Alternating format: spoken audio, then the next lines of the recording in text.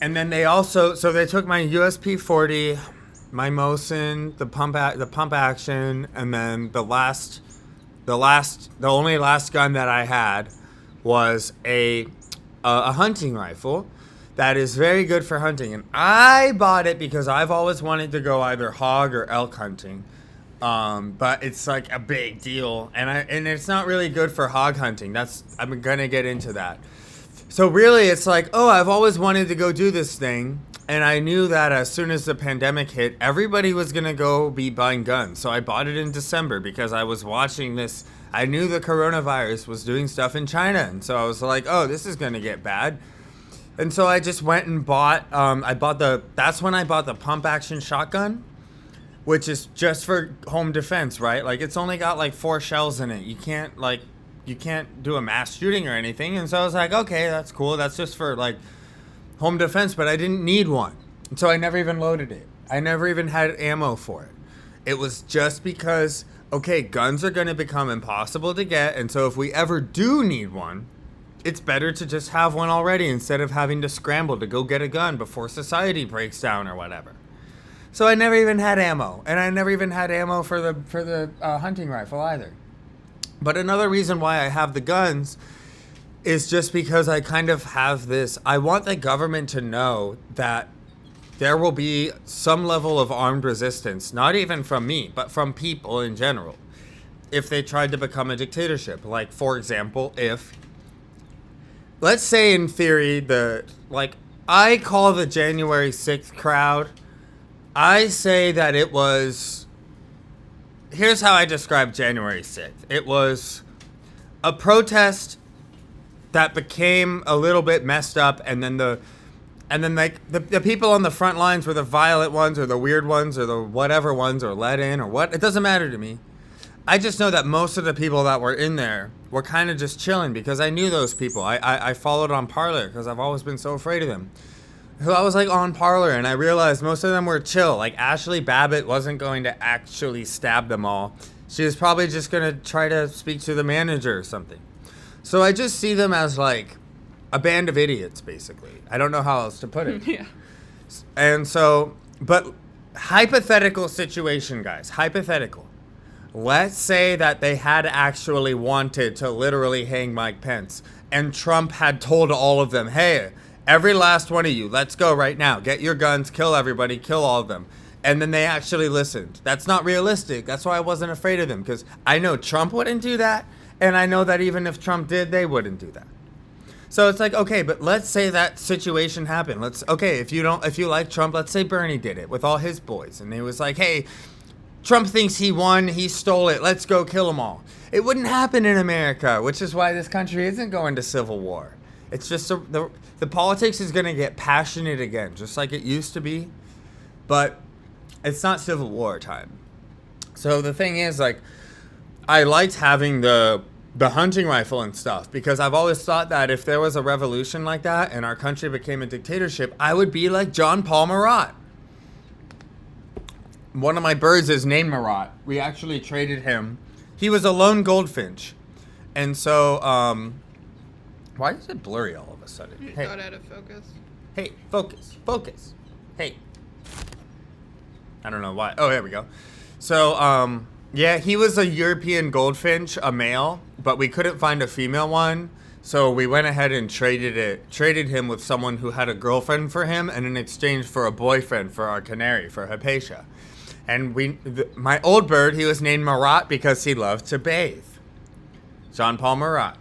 He loved bathing. So we named him that. But Marat's one of my heroes because that's what I want to do. I want to be not a doer. I want to be someone who helps the resistance explain to other people why they're the resistance. And in turn, I would help arm the resistance. I would. So it's like, hey, like, you know, if it really got to the point where there's like an insurgency in a dictatorship, I'd be like, hey, I don't know how to use this hunting rifle. I don't know how to snipe. I don't know how to do anything. Here, grab it. Like, take some of this. I got this. And then it's like, here, take all my stuff. Tie me up, beat the shit out of me. I'll say they robbed me, and then I won't have any guns anymore. And then I can go be Marat, and the government won't be on my ass. That's how I think. It's like I would make it seem like my guns disappeared and that I don't have any anymore, and then I would use the power of the pen because that's what I'm good at. I don't like killing people in reality. I like watching The Punisher and writing about Frank Castle. So that's why I haven't even asked for my guns back. I don't really care right now. You know, I haven't gone. The only thing I want, I'm going to go to the police station because I know they're shooters. And people who are gun guys out there, I'm going to tell them it's a Bergara barrel. And more importantly, for gun people out there, it has a 3x15x52 Leopold scope on it. It might be even by 56. 3 to 15 by 56 or 52 Leopold scope on it. I'm just going to tell the cop that and be like, give it back. And I think that they will, even though they love civil asset forfeiture. It'll be like, dude, I know that you can't use it even if you steal it. Just at least give me the scope. I'm going to tell him, take the scope off because I want it in 6.5 Creedmoor anyway. My Bergara was in 308 Winchester, and the reason why I did that is because it's a much older bullet, and I figured that it would be more ubiquitous. Like, oh, shit hit the fan, there's no more ammo. It doesn't work like that. For ammo, you only need like 20 rounds for a whole war, because you're probably not going to kill 10 guys without getting killed yourself, drone striked or something. So it's like, the guys who hoard ammo are kind of dumb. And I'm not a fighter anyway, right? So I don't care. I want to hunt someday. And so I would get the Bergara in the new caliber, 6.5 Creedmoor it's called. So I'm just kind of like, dude, just give me the scope back, dude. It's a 3 to 15 by 56. You know how much I paid for that thing? Do you know how awesome that thing is? You can see like a mile away in detail. Well, not in detail, but you know, you got 15x, it's pretty good, but then you can also go to 3x and it's like a clean dial and it's got all the shit. It's a $1,000 scope and it's got lifetime warranty. So it's like, even if you guys broke it or something, if I give it back and I can get a new one. But besides that, I haven't even cared about my guns or getting them back, and I'll tell you why. This apartment is chill and it's safe. And when I bought my handgun, it's like, why do you have a handgun? I used to live in a sketchier neighborhood where there were break-ins, and my roommates were like, yo, dude, like, we need a gun in this house. Or it would be, not we need, but we wouldn't mind having a gun, someone with a gun in this house. And I was like, oh, I can afford one, and I like them, and I like shooting them. So whatever, yeah, I'll have one. And then I'm just kind of like stuck with this handgun, I felt like, in this apartment. And so, like, I never had ammo loaded. We're going to go into the mental illness aspect. Like, I never had ammo loaded, and I had one bad freak out when the pandemic started and lockdown started. And, you know, I didn't put it to my head, but I had my pistol, and it wasn't loaded. But I was still like, I fucking want to shoot myself. It wasn't loaded. But I could have loaded it, and I knew I wasn't going to. But after that incident, we just locked it, and only Jasmine knows the combination so that I can't get it. And then with the shotgun, no ammo. The Mosin Nagant, it's broken, okay? I didn't break it, I promise. I didn't break my Mosin, okay? But it stopped working.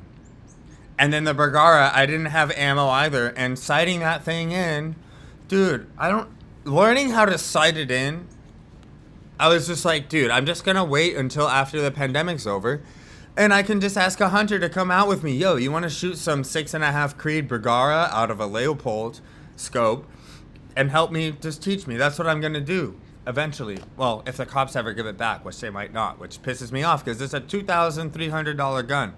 And this Russian dude, the reason why I like it, this Russian dude was helping me move, like one of the movers when we moved. And you remember, he's like, that's a nice gun, man, because he could see it. And I was like, does they hunt in Russia? And I kind of just like that, you know? And so, but I don't always have control. So I haven't even asked for the cops for my guns back. I don't even care. I just want the scope because it's really important. So yeah, that's why I don't care as much. How did you feel about it? Like when they took them away, or no, when I had a gun, did you feel like it made me more likely to be a dangerous person just because of the objects? And how did you feel when the cops took them? Did you think that they were really helping me? I didn't feel like you were a dangerous person. Like, I didn't think the guns made a difference on the danger to you. Because it's like, guys, like, I have a car. Like, you can, like literally, guys, if I was really mad at someone, I probably wouldn't shoot them even when I had all the guns. I would try to run them over or something. Like, like if I was that crazy. If I, even like in a self-defense scenario, And like I feel like I would say a lot of people thought that you were exponentially more dangerous to yourself. Right. Rather like than my to grandma. others. Like my grandma. Yeah. When you had them. And I don't know. I don't know about that. I mean, I can see like arguments on both sides. Well, I can see their point of view. Like, yeah, you're more dangerous to yourself. Yeah, but I wanted to tell people, I've always told people that if I committed suicide, I would take great pains to make sure it looked like an accident, because I wouldn't be able to live with people knowing I killed myself. So like my plan in college, I was suicidal through college, and I didn't have a gun until after college. My Mosin Nagant, because it's an antique. I like antiques. Until after, but even if I had had a gun in college, I was very suicidal, and my plan was to go up to Mount Baldy on that road and then just chug like 2/5 of vodka so that I get really, really drunk, and then just close my eyes and floor it and just go in a straight line off the cliff. And people would think, oh, he was just driving drunk and he had an accident and he died. So it's like the guns never really helped me that much unless you have a psychotic break. You have a psychotic break. And I think that's when people, well, prior to that, I don't think a whole lot of people were worried about the guns in relation to your relationship with others, like being a harm to society, I guess. They were much more focused on being a harm to yourself. But then I think during and post psychotic break, I think people kind of realized how uncontrollable somebody can become, or out of control. I felt out of control of myself and beside myself. I felt out of control just as much as everyone else did. I didn't really understand, like, why am I freaking out on everyone? I don't know, but fuck them. They're mean. And so I think, like, once people realized the severity of like the psychosis, I would go delusion rather. Yeah, like I was enraged at my dad and I yelled at him, I'm gonna, like I killed your dog, or I lied about it. But I knew the moment I left, my plan was to just let her out around the neighborhood, because I know that all she does is run around the yards, and scare my dad to make him realize, like, I just wanted him to not ignore me anymore and think like, oh, maybe next time I shouldn't try to ghost Logan when he broaches this topic. But it's a horrible way to go about it. It was much better for me to just tell my dad. Okay, so I guess we can move on with the story now. So with the guns, I know why the police took them, and I'm not as offended by it. I shouldn't be a gun owner when I'm in that kind of mental state. I just shouldn't. I'm not mad at them. I would say, yeah, no, it's fine, guys. But I don't like the fact that you tried to go behind my back because you knew you didn't have a warrant, and I would tell you to suck a fat one. Like, just be honest with me. I'm being honest with you. Be honest with me. Hey, we do want to take your guns, but... And then I would have told them, as long as you don't steal them, like you steal everybody's and never give them back, like the guys at my work, you got to at least give me the Leopold scope. That's what I would have told them. Just leave me the Leopold scope. It's not a gun. It's just a telescope. So it pissed me off that they wanted me to be honest with them, and I was, and then they still snaked me out. But it's because they don't want a bipolar. They didn't want me to freak out and have to make me an involuntary. If I'm like, how dare you take my guns, you motherfucking fuckers. Now I am fucked. So I appreciate the cops. I do. And I appreciate people who were concerned about me, even though the actual gun might not be that. How important it is a matter of debate, like how much it raises my personal risk. People didn't want me to have it because I'm not, I just shouldn't. But I still love guns. So, but I realize I don't really like modern guns. I like antiques. And so what I'm going to do, guys, I'm going to just have a model 1887. An old, cool cowboy gun, with the lever action. And, people aren't as afraid of those because it's from 1887. Like, if you're trying to ban a gun that's been around since 1887... then I would ask you to rethink for a second. So, like, it's really good for home defense because you don't need that many rounds anyway. And honestly, like, as soon as you shoot at somebody, they're gone 99% of the time, unless they're like a hitman. So you just kind of like have a really powerful light on it, and you just go, you just like shot in their direction. Obviously, no, you don't shoot in their direction. You always have to know what's behind you. So I want one that has like hollow point, high velocity, shoots pistol rounds. So it's like a cool pistol that's two-handed and you can aim it, and it's from 1887. And you can't do like anything crazy with it. And then I wouldn't have ammo until I would have the ammo with Jasmine locked in a box. There's no bullets that I can get a hold of unless shit hits the fan. And we have, locks and stuff on our apartment too. And then when we want to go out shooting, because guys, how fun is it to shoot a cowboy gun? The lever action, like in Westworld, like it's just fun. And we can do it in a way that's not dangerous. And so I'm excited. And then I can get, I was, the gun that I cared about the most, guys, I wasn't mad about the Leopold. I was that's like money. I'm like, okay, cops. So now I have to buy another scope and it's going to cost me another $1,000. Okay, cops, I don't care. But how dare you take my Mosin? Because that thing had a hammer and sickle on it with the stamp from 1943. It was made in a Stalinist factory in World War II, and I was shooting it, holding it in my hands. Ugh, that made me mad, right? I'm like, how dare you steal my historical artifacts, my home museum? And then I told Jasmine, I was like, Jasmine, those Mosin, that's like the least cool antique to buy. It cost me $200. So I'm going to get a finished Mosin with a hex receiver. You boys will know what I'm talking about. And then I'm going to get an 1887, but a Marlin one of the new ones. That Marlin's actually good again. And then I'm like a guide gun, really.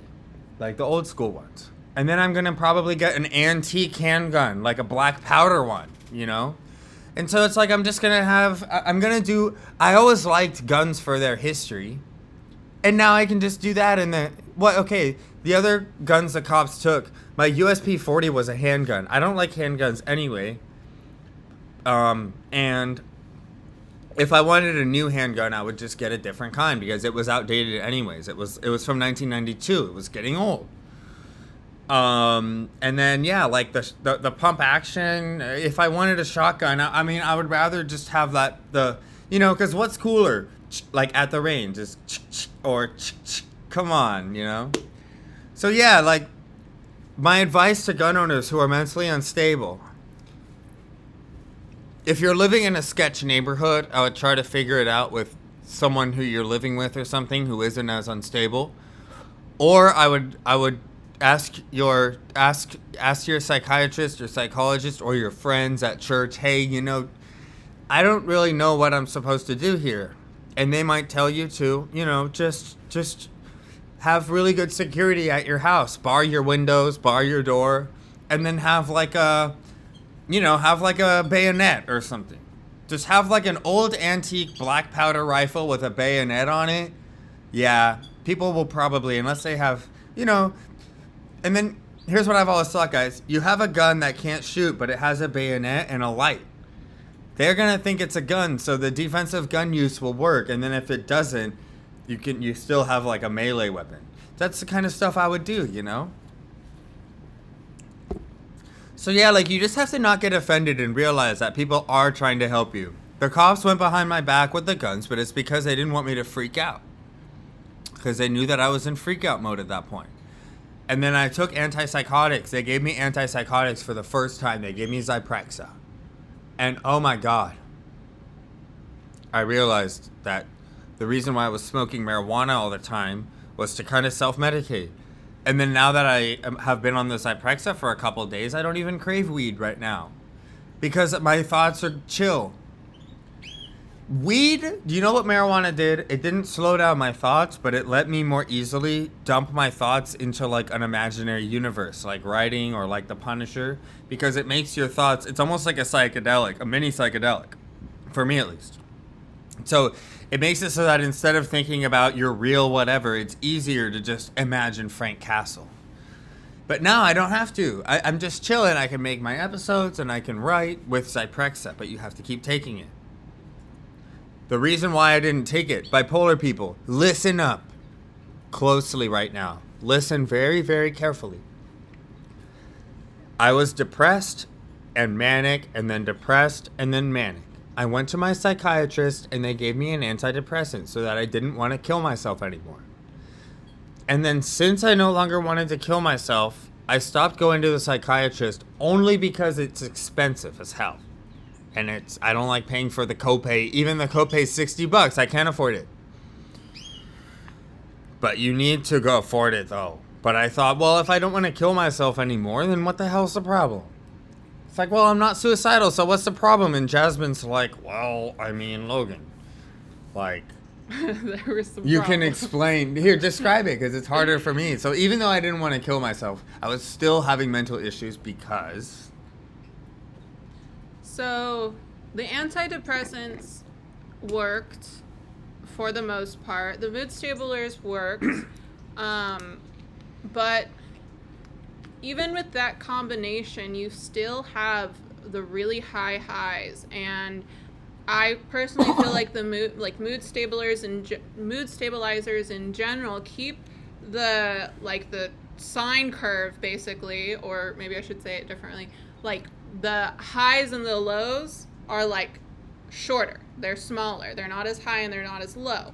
That's what mood stabilizers do. And then I felt like the antidepressant kind of made the lows much less low. So we're sometimes still depressed, but not nearly as severe. Sertraline, by the way. And the reason why I never took antidepressants is because they gave me Prozac when I was a kid, and it made me manic, and so they said, "Oh, well, we can't give it to you." And then combined with Lamictal, sertraline is one that doesn't really induce as much mania, but it gave me motherfucking mania, man. That's the problem with the specific mood stabilizers that we both take, is that you have to be really careful because a lot of SSRIs you're not, I think like the general rule of thumb is you're not supposed to take SSRIs with Lamictal. But that's just maybe what I've heard. But there are some that can and do work. So he has his and I have my own different one.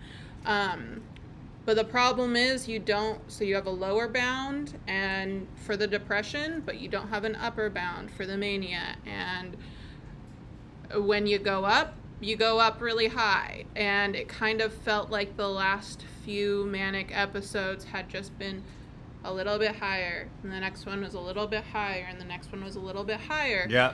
And then this one was the highest it's ever been. And it was really scary. Yeah, and guess what, guys? I recorded an hour-long episode during the end of my manic phase right before I went to my dad's house. So I'm in the moment. And you can hear it. And It's what I scary. realized is that, it's hurting my life now, so I have to deal with it. Because I always said it. I always made the argument, it's not a mental illness unless it affects my life negatively. Well, that's what started happening. And guys, just, you see how I'm not ashamed? It's because I know it wasn't me. My brain, I have an illness like mini schizophrenia. It's called bipolar, and I lose control of myself sometimes. And I have pride because I accepted that I need help, and I went and got it. And I didn't put my ego first because I figured, you know what my real ego is not getting an involuntary hold and losing my rights. Like, I felt like I was being a real man by just kind of putting my pride aside for a second and being like, all right, I need help now. I need help from somebody. Sometimes you do, and psychiatrists do help you. Every single time I've ever just trusted a psychiatrist, not blindly. You have to do your own research and know yourself and be like, I have a kind of a worries about this one because of this. They'll help you. And Zyprexa has finally, guys, like, I haven't taken my other stuff. Stopped taking my other stuff. It's an antipsychotic, and like, as soon as I took it, I realized what was wrong with me. It was like the first time I took Xanax when I had panic attacks. I was like, oh. It was the perfect medicine. God, it's helped. It just slows my mind down so that I can be like, hey, Dad, I know you said something messed up about me when I was a kid, but who cares? That's like a little thing. I'm focusing on my podcast and this and that. And so like I've already made up with my dad. It's sick. Because I told my dad, hey, look, we both need space right now. But he's never been able to help me or relate with my mental illness. And so I thought that maybe I could make him feel like, even though shit went bad down and we were both mad at each other still, I wanted to send an olive branch only in the sense of letting him know that I'm trying to get better and he can help me. His friend Rob, Rob will watch this, of course. He has schizophrenia, and he's been on Zyprexa, and it's the only medicine that saved him. He was like, because the other ones zombify you, or at least him. I'm not saying don't take the other ones, but for him being a schizophrenic, he needed such high doses of like barbiturates and stuff back in the day that it made him like a zombie. And according to him, okay, it's his words. So I asked my dad, hey, can you give me Rob's number so that I can talk to him about the Zyprexa? And that made my dad feel awesome because it's like Logan is still giving me space, but I can finally help him, even if I can't relate. He's asking me to help give him the number of my friend who can relate. And my grandpa told me, like, your dad's totally happy now. He was really broken, but now he's chill as far because he knows that you're not mad. Silver Lining Playbook, bipolar people, watch it. Silver Lining Playbook is about a bipolar dude. And if you're a bipolar guy who loves guns like me, just move out of your sketch neighborhood instead of having to have loaded guns around you all the time. If you need to have a loaded gun on you, move. Don't spend money on the gun. Only because it's just like not the best thing for you. And so, guys, I'm excited to collect antiques. Instead of being mad that the cops took my guns, I'm just like, okay, whatever. Like, dude, like a new pump action, that's like $300. I don't give a fuck. I've already ordered one. And then like, you know, but I'm not even gonna buy ammo for it. You know, like unless we want to. The only time I'll buy ammo is for birdshot, like target shooting, and it's just because I kind of like. First of all, they're good for props because I have a persona named Gun Guy Joe, and so I need a real shotgun and a real hunting rifle, just to have like a. It's supposed to parody the gun nuts. And you know, she's nervous, but you're not nervous about that though because it's like an inanimate object, and I respect the fact that I'm not, even though I'm on Zyprexa. Okay, what if I forget to take my meds for 2 nights in a row? I don't know. I'd have to go to the hospital again. But I'm not ashamed, guys, because I think of it as just like not having fingers. It's like, yeah, I had to go to the doctor so that I could type right again. For me, it's like I had to go to the doctor so that I could stop typing toxic shit at everybody. It's the same kind of deal for me. And it's like, I know it wasn't me. I'm not ashamed because I know it wasn't me. It wasn't me. I don't care. Schizophrenics. Wasn't me. I don't care. Who am I? I'm a good person. I'm kind of heart. So I'm not ashamed. And I want to help other people. So yeah, like before you kill yourself, watch Silver Lining Playbook and have someone else help you.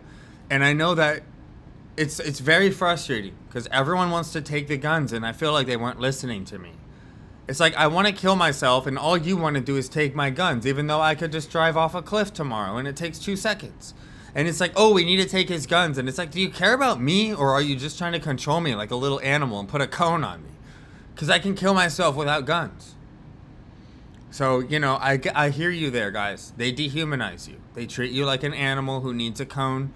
But you have to understand that's because they are worried about a mass shooting because it's on their ass. If you go and shoot a bunch of people, it's on their ass. Just like the Aurora guy, the Joker guy.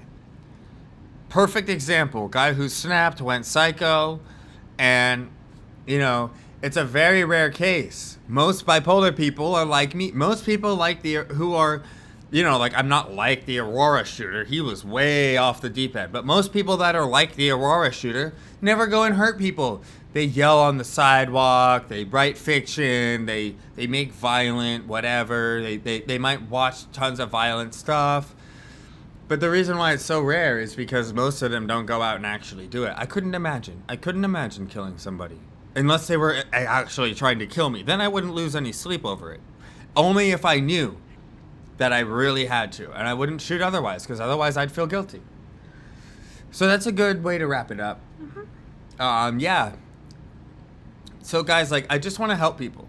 Because why would I put my own ego in first place when I have enough people who love me. I have good friends. I have my family. I have my fiance. I have, you know, other girls who like me. And so, yeah, you know, like it's all good. Mm-hmm. So anyway, yeah.